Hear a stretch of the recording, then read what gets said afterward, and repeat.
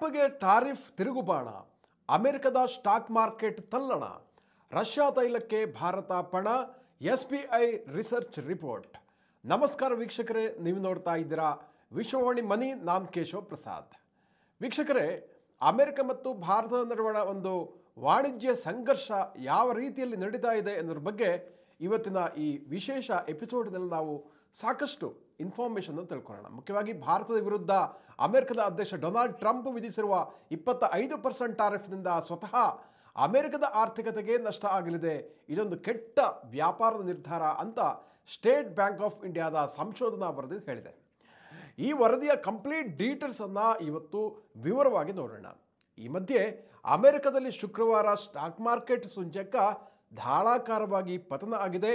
Trump ಟಾರಿಫ್ಗೆ ಅಲ್ಲಿನ share ಮಾರುಕಟ್ಟೆಯಲ್ಲಿ ಹೂಡಿಕೆದಾರರು ಸಾಕಷ್ಟು ಒಂದು ರೀತಿಯಲ್ಲಿ ತಲ್ಲಣಕ್ಕೀಡಾಗಿದ್ದಾರೆ, ಆತಂಕಕ್ಕೀಡಾಗಿದ್ದಾರೆ ಅನ್ನುವಂಥ ವರ್ತಮಾನಗಳು ಬರ್ತಾ ಇದೆ.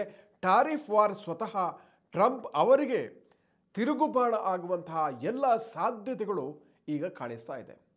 ಮತ್ತೊಂದು ಕಡೆ ರಷ್ಯಾದಿಂದ ಕಚ್ಚಾ ತೈಲವನ್ನು ಎಂದಿನ ಹಾಗೆ ಆಮದು ಮಾಡಿಕೊಳ್ಳಲಿಕ್ಕೆ ಭಾರತ ಮುಂದುವರೆದಿದೆ. ಭಾರತದ ತೈಲ ಕಂಪನಿಗಳು ರಷ್ಯಾದಿಂದ ತೈಲವನ್ನು ಕಡಿತ ಮಾಡಿಲ್ಲ ಎನ್ನುವಂತಹ ಒಂದು ANI ರಿಪೋರ್ಟ್ ಕೂಡ ವರದಿಯಾಗಿರುವಂಥದ್ದು. ಹಾಗಾಗಿ ಸಾಕಷ್ಟು ಇಂಟ್ರೆಸ್ಟಿಂಗ್ ಡೆವಲಪ್ಮೆಂಟ್ಗಳು ಈಗ ನಡೀತಾ ಇದೆ. ಇದು ನೇರವಾಗಿ ಇಕಾನಮಿ ಮೇಲೆ, ನಿಮ್ಮೆಲ್ಲರ ಖರ್ಚು ವೆಚ್ಚಗಳ ಮೇಲೆ ಪ್ರಭಾವ ಬೀರುವಂಥದ್ದು.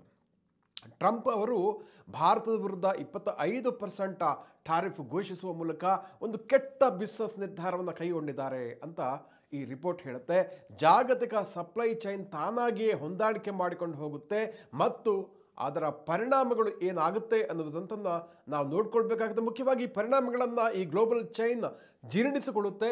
ಭಾರತದ ಕಂಪನಿಗಳು ಆದರೆ ಮೇಕ್ ಇನ್ ಇಂಡಿಯಾದ ಮೂಲಕ ಒಂದು ಉತ್ತಮವಾದಂತಹ ಗುಣಮಟ್ಟದ ಪ್ರಾಡಕ್ಟ್ಗಳನ್ನು ಎಕ್ಸ್ಪೋರ್ಟ್ ಮಾಡೋದರಿಂದ ಮತ್ತು ಹೊಸ ರಫ್ತು ಮಾರುಕಟ್ಟೆಯನ್ನು ಕಂಡುಕೊಳ್ಳುವುದರಿಂದ ಈ ಸಮಸ್ಯೆಗೆ ಖಂಡಿತವಾಗಿಯೂ ಪರಿಹಾರವನ್ನು ಕಂಡುಕೊಳ್ಳಲಿಕ್ಕೆ ಸಾಧ್ಯ ಆಗುತ್ತೆ, ಯಾವುದೇ ಕೊರತೆ ಆಗಲ್ಲ ಅಂತ SBIನ ಸಂಶೋಧನಾ ತಂಡ ನೀಡಿರುವಂತಹ ಈ ವಿಶೇಷ ವರದಿ ಸಾಕಷ್ಟು ಉಪಯುಕ್ತವಾದ ಅಂಶಗಳನ್ನು ಹೇಳಿದೆ. ಮುಖ್ಯವಾಗಿ ಟ್ರಂಪ್ ಅವರ ಈ ಒಂದು ಕೆಟ್ಟ ನಿರ್ಧಾರದ ಫಲವಾಗಿ ಸ್ವತಃ ಭಾರತಕ್ಕಿಂತ ಜಾಸ್ತಿ ಅಮೆರಿಕದ GDP ಮತ್ತು ಹಣದುಬ್ಬರ ಬಹಳ ಸಂಕಷ್ಟಕ್ಕೆ ಸಿಲುಕಿಸುತ್ತೆ. ಅಲ್ಲಿನ ಕರೆನ್ಸಿ ಅಂದರೆ ಡಾಲರ್ ಡೌನ್ಗ್ರೇಡ್ ಆಗುವಂತಹ ಅಪಾಯ ಇದೆ ಅಂತ SBI ಸಂಶೋಧನಾ ವರದಿ ಬಹಳ ಸ್ಪಷ್ಟವಾಗಿ ಶುಕ್ರವಾರ ಬಿಡುಗಡೆ ಮಾಡಿರುವಂತಹ ವರದಿಯಲ್ಲಿ ತಿಳಿಸಿರುವಂಥದ್ದು.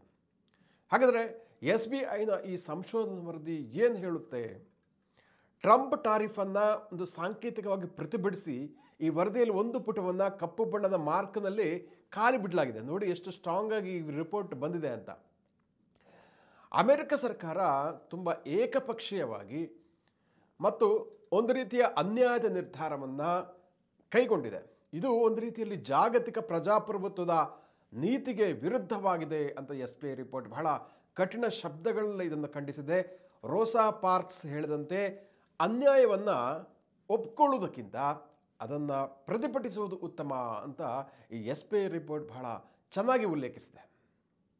ಹಾಗಾದರೆ ಮುಂದೆ ಏನು ಹೇಳುತ್ತೆ ಈ SBI ರಿಪೋರ್ಟ್? ಬಹಳ ಇಂಟ್ರೆಸ್ಟಿಂಗ್ ಟಾಪಿಕನ್ನು ವಿತ್ ಗ್ರಾಫಿಕ್ಸ್ ಸಮೇತ ಈ SBI ರಿಪೋರ್ಟ್ ಹೇಳುವಂಥದ್ದು.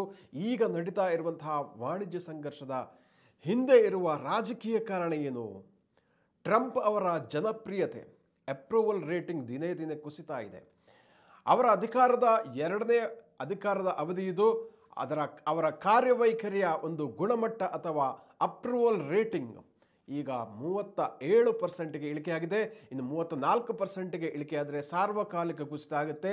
ರಾಜಕೀಯವಾಗಿ ಟ್ರಂಪ್ ಅವರು ತಮ್ಮ ವರ್ಚಸ್ಸನ್ನು ಹೆಚ್ಚಿಸಿಕೊಳ್ಳಿಕ್ಕೆ ಈ ಒಂದು ಟಾರಿಫ್ ವಾರನ್ನು ನಾನಾ ದೇಶಗಳ ಮೇಲೆ ಶುರು ಮಾಡಿದ್ದಾರೆ, ತೀವ್ರಗೊಳಿಸಿದ್ದಾರೆ. ಆದರೆ ಅದರ ಒಂದು ದುಷ್ಪರಿಣಾಮ ಸ್ವತಃ ಅಮೆರಿಕದ ಇಕಾನಮಿಗೆ, ಅಲ್ಲಿನ ನಾಗರಿಕರಿಗೆ ತಟ್ಟಲಿದೆ ಅಂತ ಈ ರಿಪೋರ್ಟ್ ಹೇಳುವಂಥದ್ದು. ಆದರೆ ಡೊನಾಲ್ಡ್ ಟ್ರಂಪ್ ಅವರ ಈ ತುಘಲಕ್ ದರ್ಬಾರಿನ ಪರಿಣಾಮ ಭಾರತಕ್ಕಿಂತ ಅಮೆರಿಕಕ್ಕೆ ಯಾವೆಲ್ಲ ರೀತಿಯಲ್ಲಿ ಹೆಚ್ಚು ನಷ್ಟ ಆಗಲಿದೆ ಅನ್ನೋದನ್ನು ಕೂಡ ಈ SBI ರಿಪೋರ್ಟ್ ಹೇಳಿದೆ. ಟ್ರಂಪ್ ಈಗ ಭಾರತದಿಂದ ಅಮೆರಿಕಕ್ಕೆ ರಫ್ತಾಗುವ ವಸ್ತುಗಳ ಮೇಲೆ 25% ಸುಂಕವನ್ನು ಘೋಷಣೆ ಮಾಡಿದ್ದಾರೆ. ಇನ್ನೂ ಏನು ಬೇಕಿದ್ರೆ ಮಾಡ್ಬೋದು. ಆದರೆ ಆಗಸ್ಟ್ 7ರಿಂದ ಇದು ಜಾರಿಯಾಗಲಿದೆ. ಇದರ ಪರಿಣಾಮವಾಗಿ ಏನಾಗುತ್ತೆ ಅನ್ನುವಂಥದ್ದು ಬಹಳ ಇಲ್ಲಿ ಇಂಟ್ರೆಸ್ಟಿಂಗ್ ಇರುವಂಥದ್ದು. ಅಮೆರಿಕದಲ್ಲಿ ಬೆಲೆ ಏರಿಕೆ ಆಗಲಿದೆ ಅಥವಾ ಹಣದುಬ್ಬರ ಅಂತ ಇನ್ಫ್ಲೇಷನ್ ಅಂತ ಏನು ಹೇಳ್ತೀವಿ ಅದು ಅಮೆರಿಕದಲ್ಲಿ ಜಾಸ್ತಿ ಆಗಲಿದೆ. ಆಲ್ರೆಡಿ ಈಗ 2% ಕ್ರಾಸ್ ಆಗಿದೆ, ಇನ್ನೂ ಜಾಸ್ತಿ ಆಗ್ಬೋದು ಅಂತ ಹೇಳ್ತಾ ಇದೆ. ಅಂದರೆ ಭಾರತಕ್ಕಿಂತಲೂ ಜಾಸ್ತಿ ಹಣದುಬ್ಬರ ಅಮೆರಿಕದಲ್ಲಿ ಆಗ್ಬೋದು ಅನ್ನುವಂಥ ಒಂದು ವರದಿಯನ್ನು SBI ಹೇಳಿರುವಂಥದ್ದು. ಡಾಲರ್ ದುರ್ಬಲ ಆಗಬಹುದು ಅಂತ ಹೇಳಿದೆ. ಅಮೆರಿಕದ GDPಯನ್ನು ಇದು ಕುಂಠಿತಗೊಳಿಸ್ಬೋದು ಅಂತ ಈ ರಿಪೋರ್ಟ್ ಹೇಳುವಂಥದ್ದು.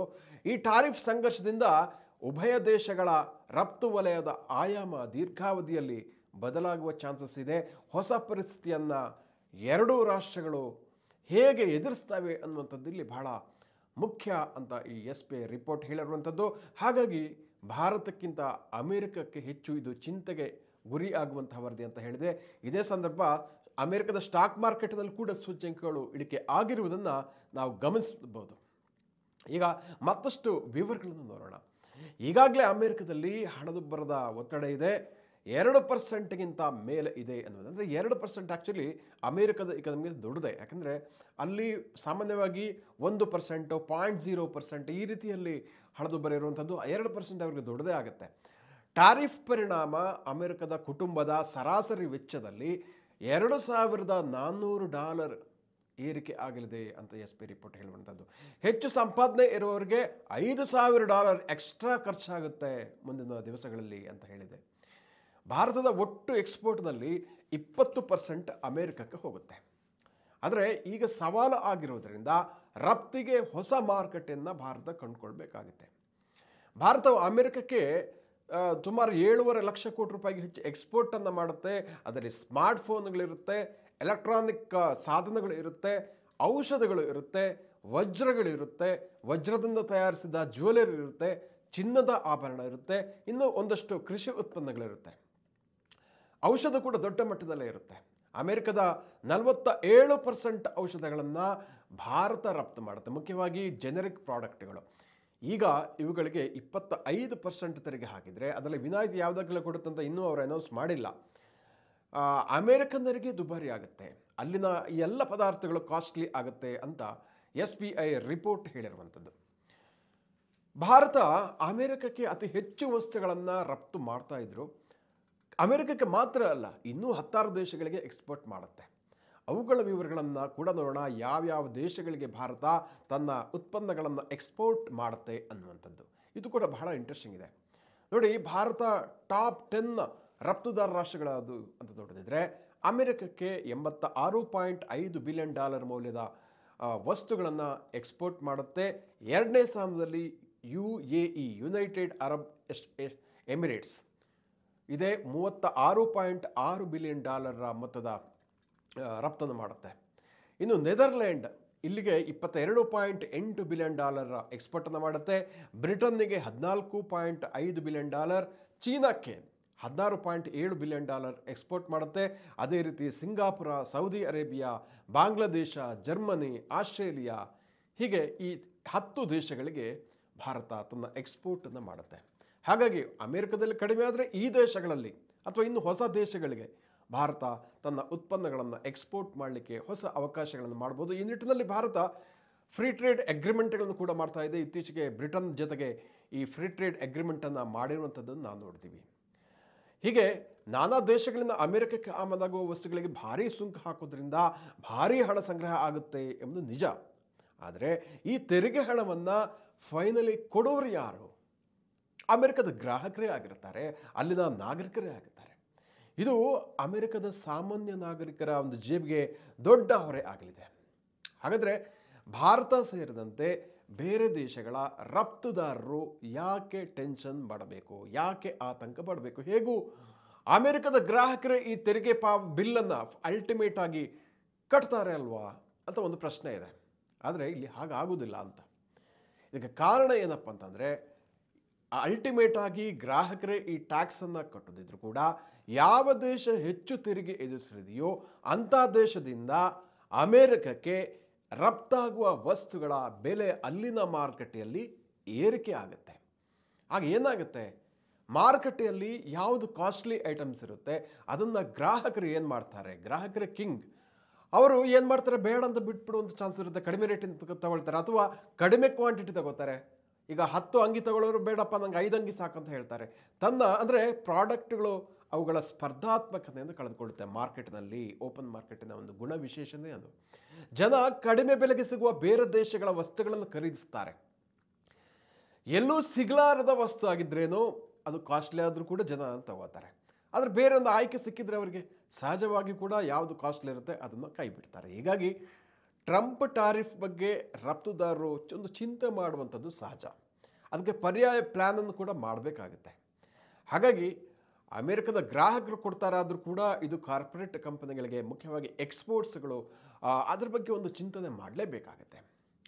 ಈಗ ಅಮೆರಿಕದ ಟಾರಿಫ್ ರೆವೆನ್ಯೂ ಈಗಾಗಲೇ ಜಾಸ್ತಿ ಆಗಿದೆ. ಜೂನ್ ತಿಂಗಳಿನಲ್ಲಿ ಪ್ರೆಸಿಡೆಂಟ್ ಡೊನಾಲ್ಡ್ ಟ್ರಂಪ್ ಅವರು ಭಾಳ ಖುಷಿಯಿಂದ ಹೇಳ್ಕೊಂಡಿದ್ದಾರೆ, ನಮಗೆ $100 ಬಿಲಿಯನ್ ಫಸ್ಟ್ ಟೈಮ್ ಈ ಫಿಸ್ಕಲ್ ಇಯರ್ನಲ್ಲಿ ಅಮೆರಿಕದ ಟ್ಯಾಕ್ಸ್ ಕಲೆಕ್ಷನ್ ಇನ್ಕ್ರೀಸ್ ಆಗಿದೆ ಅನ್ನುವಂಥದ್ದು ಭಾಳ ಖುಷಿಯಾಗುತ್ತೆ ಕೇಳಲಿಕ್ಕೆ. ಆದರೆ ಅಟ್ ದ ಸೇಮ್ ಟೈಮ್ ಮುಂಬರುವ ದಿನಗಳಲ್ಲಿ ಅಲ್ಲಿ ಪದಾರ್ಥಗಳ ದರ ಏರಿಕೆಯಾಗಿದೆ, GDP ಮೇಲೆ ಇದು ಕೂಡ ಇಂಪ್ಯಾಕ್ಟ್ ಆಗುವ ಒಂದು ಚಾನ್ಸಸ್ ಇದೆ ಅನ್ನುವಂಥದ್ದು. ಸ್ಟಾಕ್ ಮಾರ್ಕೆಟ್ ಈಗಾಗಲೇ ಅಲ್ಲಿ ಡೌನ್ ಆಗ್ತಾ ಇದೆ ಅಮೆರಿಕದಲ್ಲಿ. ಹಾಗಾಗಿ ಇದಕ್ಕೆ ಲಾಂಗ್ ಟರ್ಮ್ ಇಂಪ್ಯಾಕ್ಟ್ ಇರುತ್ತೆ. ಈಗ ನಾನು ಈಗಾಗಲೇ ಹೇಳಿದಾಗೆ who pays the Trump tariff, ultimate ಆಗಿ ಈಗ ಅಲ್ಲಿ ಏನಾಗುತ್ತೆ ಅಂದರೆ ಗೌರ್ಮೆಂಟು ಯಾವುದೋ ಒಂದು ಇಂಪೋರ್ಟೆಡ್ ಗೂಡ್ಸನ್ನು ತೊಗೊಂಡ್ಬಿಟ್ಟು ತಕ್ಷಣ ಆ ಕಂಪನಿ ಮೇಲೆ ಟ್ಯಾಕ್ಸ್ ಹಾಕಲ್ಲ. ಆದರೆ ಏನಾಗುತ್ತೆ ಅಂದರೆ ಟ್ಯಾಕ್ಸ್ ಹಾಕಿದ್ರು ಕೂಡ ಎಕ್ಸ್ಪೋರ್ಟ್ ಡೈರೆಕ್ಟಾಗಿ ಅದನ್ನು ಪೇ ಮಾಡಲ್ಲ, ಅಲ್ಟಿಮೇಟಾಗಿ ಕಸ್ಟಮರನ್ನು ಕೊಡಬೇಕಾಗತ್ತೆ. ಹೀಗೆ ಅಂತಾರಾಷ್ಟ್ರೀಯ ಟ್ಯಾಕ್ಸಲ್ಲಿ ಬೇರೆ ಬೇರೆ ಥರವಂಥ ಒಂದು ಸ್ತರಗಳಿರುತ್ತೆ, ಅದನ್ನು ಅವರು ಅರ್ಥ ಮಾಡ್ಕೊಳ್ಬೇಕಾಗುತ್ತೆ. ಅದು ಸಹಜವಾಗಿ ಅಲ್ಟಿಮೇಟಾಗಿ ಅಲ್ಲಿನ ಇಕಾನಮಿ ಮೇಲೆ ಬಹಳ ಲಾಂಗ್ ಟರ್ಮ್ ಕೂಡ ಇಂಪ್ಯಾಕ್ಟ್ ಆಗುತ್ತೆ. ಈಗ ಅಮೆರಿಕದಲ್ಲೂ ಕೂಡ ಏನಾಗುತ್ತೆ ಅಂದರೆ ಯಾರು ಟಾರಿಫನ್ನು ಈಗ ಅಮೆರಿಕದ ಕಂಪನಿ ಒಂದು ಇಂಪೋರ್ಟ್ ಮಾಡುವಂಥ ಸಂದರ್ಭದಲ್ಲಿ ಯಾವುದೊಂದು ದೇಶದಿಂದ, ಉದಾಹರಣೆಗೆ ಅಮೆರಿಕದ ಎಲೆಕ್ಟ್ರಾನಿಕ್ ರಿಟೇಲರ್ಸ್ ಚೀನಾದಿಂದ ಒಂದಷ್ಟು ಕಂಪ್ಯೂಟರ್ಗಳನ್ನು ಇಂಪೋರ್ಟ್ ಮಾಡ್ತಾರೆ ಅಂತ ಇದ್ದರೆ ಆವಾಗ ಟಾರಿಫನ್ನು ಅವರು ಅಮೆರಿಕದಲ್ಲಿ ಪೋರ್ಟಲ್ಲಿ ಬಂದ ತಕ್ಷಣ ಅಲ್ಲಿ ಕೊಡಬೇಕಾಗತ್ತೆ. ಆಮದು ಮಾಡೋರಿಗೆ ನಾನು ಹೇಳ್ತಂದೆ, ಎಕ್ಸ್ಪೋರ್ಟ್ಸ್ಗೆಲ್ಲ.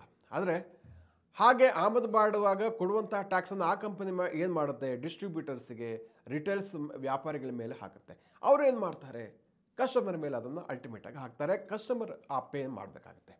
ಈ ರೀತಿಯಾಗಿ ಒಂದು ಚೈನ್ ಲಿಂಕ್ ಇರುತ್ತೆ ಇದಕ್ಕೆ ಪ್ರತಿಯೊಂದು ನಿರ್ಧಾರಗಳು ಕೂಡ. ಹಾಗಾಗಿ ಈ ನಿರ್ಧಾರವನ್ನು ಬಹಳ ಕೆಟ್ಟ ನಿರ್ಧಾರ ಅಂತ ಸ್ಟೇಟ್ ಬ್ಯಾಂಕ್ ಆಫ್ ಇಂಡಿಯಾ ವಿವರಣೆ ಮಾಡಿರುವಂಥದ್ದು. ಹಾಗಾಗಿ ಒಂದು ಕಡೆ ಇದು ಸಪ್ಲೈ ಚೈನ್ ಮೇಲೆ ಇಂಪ್ಯಾಕ್ಟ್ ಆಗುತ್ತೆ, ರಿಟೇಲ್ ಕಸ್ಟಮರ್ ಮೇಲೆ ಇಂಪ್ಯಾಕ್ಟ್ ಆಗುತ್ತೆ, ಪ್ರೊಡಕ್ಷನ್ ಮೇಲೆ ಇಂಪ್ಯಾಕ್ಟ್ ಆಗುತ್ತೆ, ಅಲ್ಲಿನ ಇಕಾನಮಿ ಮೇಲೆ ಇಂಪ್ಯಾಕ್ಟ್ ಆಗುತ್ತೆ, GDP ಮೇಲೆ ಕೂಡ ಬಹಳ ನೇರವಾದ ಪರಿಣಾಮವನ್ನು ಉಂಟು ಮಾಡಲಿದೆ ಅಂತ SBI ರಿಪೋರ್ಟ್ ಹೇಳಿರುವಂಥದ್ದು. ಹೀಗಾಗಿ ಟ್ರಂಪ್ ಇದರ ಬಗ್ಗೆ ಸಾಕಷ್ಟು ಯೋಚನೆಯನ್ನು ಮಾಡಬೇಕಾಗಿದೆ. ಕೇವಲ ತಮ್ಮ ರಾಜಕೀಯ ಬೇಳೆಯನ್ನು ಬೇಯಿಸಲಿಕ್ಕೋಸ್ಕರ ಈ ಟಾರಿಫ್ ವಾರನ್ನು ಮಾಡಿರುವಂಥದ್ದು ಸರಿ ಅಲ್ಲ ಅಂತ ತಜ್ಞರು ಹೇಳ್ತಾರೆ. ರಾಜತಾಂತ್ರಿಕರು ಕೂಡ ಅದೇ ಅಭಿಪ್ರಾಯವನ್ನು ಮಂಡಿಸಿದ್ದಾರೆ. ಮತ್ತು ಭಾರತಕ್ಕೆ ಸಾಕಷ್ಟು ಆಯ್ಕೆಗಳು ಕೂಡ ಇದೆ ಈ ಸಮಸ್ಯೆಯನ್ನು ಎದುರಿಸಲಿಕ್ಕೆ ಅನ್ನುವಂಥದ್ದು. ಹಾಗಾಗಿ ಭಾರತ ಏನು ಮಾಡುತ್ತೆ ಹಾಗಿದ್ರೆ, ಈಗ ಒಂದು ಕಡೆ ಈಗಾಗಲೇ ಹೇಳಿದೆ, ರಷ್ಯಾದ ಪ್ರತಿನಿಧಿಗಳು ಏನು ಹೇಳ್ತಾ ಇದ್ದಾರೆ ಅಂದರೆ ಭಾರತಕ್ಕೆ ತಾವು ಎಲ್ಲ ರೀತಿಯ ಒಂದು ಸಪೋರ್ಟನ್ನು ನಾವು ಕೊಡ್ತೀವಿ ಅಂತ ಹೇಳ್ತಾ ಇದ್ದಾರೆ. ANI ರಿಪೋರ್ಟ್ ಪ್ರಕಾರ ಆಲ್ರೆಡಿ ರಷ್ಯಾದಿಂದ ತೈಲವನ್ನು ಭಾರತ ಖರೀದಿ ಮಾಡೋದನ್ನು ನಿಲ್ಲಿಸಿಲ್ಲ. ಈ ರಿಪೋರ್ಟನ್ನು ಅವರು ಅಲ್ಲಗಳೆದಿದ್ದಾರೆ. ಅಮೆರಿಕದ ನ್ಯೂಯಾರ್ಕ್ ಸ್ಟಾಕ್ ಎಕ್ಸ್ಚೇಂಜ್ ಸೂಚ್ಯಂಕ ಡೌ ಶುಕ್ರವಾರ 770 ಅಂಕ ಕುಸಿತಕ್ಕೀಡಾಗಿದೆ. ಅಮೆರಿಕದ ಉದ್ಯೋಗಾವಕಾಶಗಳ ಅಂಕಿಅಂಶಗಳು ನಿರಾಶೆಯನ್ನು ಮೂಡಿಸಿದೆ. ಹೀಗಾಗಿ ಒಂದು ರೀತಿಯ ಒಂದು ನೀಜರ್ಕ್ ರಿಯಾಕ್ಷನ್ ಸ್ಟಾಕ್ ಮಾರ್ಕೆಟ್ನಲ್ಲಿ ಉಂಟಾಗಿರುವಂಥದ್ದು. ಮುಖ್ಯವಾಗಿ ಕಾಮರ್ಸ್ ದಿಗ್ಗಜ ಅಮೆಜಾನ್ ಸೇರಿದಂತೆ ನಾನಾ ಕಾರ್ಪೊರೇಟ್ ಕಂಪನಿಗಳ ಆದಾಯದ ರಿಸಲ್ಟ್ ಒಂದು ರೀತಿಯಲ್ಲಿ ನಕಾರಾತ್ಮಕ ಪ್ರಭಾವವನ್ನು ಬೀರಿದೆ. ಟ್ರಂಪ್ ಅವರು ಡಜನ್ಗಟ್ಟಲೆ ದೇಶಗಳ ವಿರುದ್ಧ ಒಂದು ಈ ಟಾರಿಫನ್ನು ಅನೌನ್ಸ್ ಮಾಡಿರೋದ ಹೊರತಾಗಿ ಕೂಡ ಸ್ಟಾಕ್ ಮಾರ್ಕೆಟ್ ಸೂಚ್ಯಂಕಗಳು ಇಳಿಕೆ ಆಗಿರುವುದನ್ನು ನಾವು ಕಾಣ್ತಾ ಇದ್ದೀವಿ. ಶುಕ್ರವಾರ ಮುಖ್ಯವಾಗಿ ಈ ಒಂದು ರಿಸಲ್ಟ್ ಬಹಳ ನೆಗೆಟಿವ್ ಆಗಿತ್ತು. ಜೊತೆಗೆ ಅಮೆರಿಕದ ಡೌ ಸೂಚ್ಯಂಕ ಇಳಿಕೆಯನ್ನು 770ಕ್ಕೂ ಹೆಚ್ಚು ಅಂಕಗಳ ಇಳಿಕೆಯನ್ನು ದಾಖಲಿಸಿದೆ. ಹಾಗಾಗಿ ಇದು ಬಹಳ ಕ್ಲಿಯರ್ ಆಗಿ ತೋರಿಸುತ್ತೆ ಟ್ರಂಪ್ ವಾರಿಂದ ಅದೊಂದು ತಿರುಗುಬಾಣ ಆಗ್ತಾ ಇದೆ, ಅಮೆರಿಕದ ಇಕಾನಮಿಗೆ ತೊಂದರೆ ಆಗ್ತಾ ಇದೆ ಅನ್ನುವಂಥದ್ದು. ಎರಡನೇದಾಗಿ ಭಾರತದ ವಿದೇಶಾಂಗ ವಕ್ತಾರರು ಕೂಡ ನಿನ್ನೆ ನೀಡಿರುವಂತಹ ಒಂದು ಸಂದೇಶದಲ್ಲಿ ಭಾರತ ಮತ್ತು ರಷ್ಯಾದ ಒಂದು ಸಂಬಂಧ ಅದು ಬಹಳ ಚೆನ್ನಾಗಿದ್ದು ಇಕನಾಮಿಕ್ ಸಂಬಂಧ ಕಂಟಿನ್ಯೂ ಆಗಲಿದೆ ಅನ್ನುವಂಥ ಒಂದು ಸುಳಿವನ್ನು ಕೂಡ ನೀಡಿದ್ದಾರೆ. ಹಾಗಾಗಿ ಅಮೆರಿಕದ ಟಾರಿಫ್ ವಾರಿಗೆ ಜಗ್ಗದೆ ಭಾರತ ಖಡಾಖಂಡಿತವಾಗಿ ಕೂಡ ರಷ್ಯಾದಿಂದ ತೈಲವನ್ನು ಖರೀದಿ ಮಾಡುವಂಥ ಎಲ್ಲ ಸಾಧ್ಯತೆಗಳು ಕಂಡು ಬರ್ತಾ ಇದೆ. ಅದೇ ರೀತಿ ಭಾರತಕ್ಕೆ ರಷ್ಯನ್ ಅಂಬಾಸಿಡರ್ ಆಗಿರುವಂತಹ ಅಲಿಪಾವ್ ಅವರು ಕೂಡ ಒಂದು ಎಚ್ಚರಿಕೆಯನ್ನು ಅಮೆರಿಕ ಕೊಟ್ಟಿದ್ದಾರೆ. ಯಾವುದೇ ಕಾರಣಕ್ಕೂ ರಷ್ಯಾ ಭಾರತಕ್ಕೆ ಸಪೋರ್ಟ್ ಮಾಡುತ್ತೆ, ಇಂಧನಕ್ಕೆ ಸಂಬಂಧಪಟ್ಟ ಹಾಗೆ ತನ್ನ ಸಂಬಂಧವನ್ನು ಕಂಟಿನ್ಯೂ ಮಾಡುತ್ತೆ ಅನ್ನುವಂಥದ್ದು ಹೇಳಿದೆ. ಇನ್ನೊಂದು ಕಡೆ ಈಗ ಏನಾಗಿದೆ ಅಂದರೆ ಅಮೇರಿಕ ಇರ್ಬೋದು, ಯುರೋಪ್ ಇರ್ಬೋದು, ರಷ್ಯಾದ ಆಯಿಲ್ ಮೇಲೆ ಸ್ಯಾಂಕ್ಷನನ್ನು ವಿಧಿಸಿಲ್ಲ. ಅಮೇರಿಕ ಮತ್ತು ಯುರೋಪ್ ಸ್ಯಾಂಕ್ಷನ್ ಯಾವ ದೇಶದ ಮೇಲೆ ಹಾಕಿದೆ ಅಂದರೆ ಇರಾನ್ ಮೇಲೆ ಹಾಕಿದೆ, ವೆನಿಜುವೆಲಾ ಮೇಲೆ ಹಾಕಿದೆ. ಹಾಗಾಗಿ ಭಾರತ ಏನು ಹೇಳ್ತಾ ಇದೆ ಅಂದರೆ ನಾವು ರಷ್ಯಾದ ಸ್ಯಾಂಕ್ಷನ್ ಇಲ್ಲದಿರುವಂತಹ ತೈಲವನ್ನು ಖರೀದಿ ಮಾಡ್ತಾ ಇದ್ದೀವಿ. ಇಟ್ ದ ಸೇಮ್ ಟೈಮ್ ನಾವು ಇರಾನ್ನಿಂದ ಇರ್ಬೋದು, ವೆನಿಜುವೆಲಾದಿಂದ ಇರ್ಬೋದು, ಅಲ್ಲಿನ ತೈಲವನ್ನು ನಾವು ಖರೀದಿ ಮಾಡ್ತಾ ಇಲ್ಲ. ಈ ಅಮೇರಿಕ ಇರ್ಬೋದು, ಯುರೋಪ್ ಇರ್ಬೋದು, ನಿರ್ಬಂಧ ವಿಧಿಸಿರುವಂಥದ್ದು ಯಾವ ಆಯಿಲ್ಗೆ ಅಂದರೆ ಇರಾನ್ ಮತ್ತು ವೆನಿಜುವೆಲಾದ ಆಯಿಲ್ಗೆ. ಹಾಗಾಗಿ ನಾವು ರಷ್ಯಾದ ಆಯಿಲನ್ನು ಬೈ ಮಾಡ್ತೀವಿ ಅನ್ನುವಂಥ ಒಂದು ಕ್ಲಾರಿಫಿಕೇಷನನ್ನು ಭಾರತ ಕೊಟ್ಟಿರುವಂಥದ್ದು. ವೀಕ್ಷಕರೇ, ಇಂತಹ ಮತ್ತಷ್ಟು ಉಪಯುಕ್ತ ವಿಡಿಯೋಗಳಿಗೆ ವಿಶ್ವವಾಣಿ ಮನಿ ಯೂಟ್ಯೂಬ್ ಚಾನಲನ್ನು ವೀಕ್ಷಿಸಿ ಹಾಗೂ ಸಬ್ಸ್ಕ್ರೈಬ್ ಮಾಡಿ. ವಂದನೆಗಳು.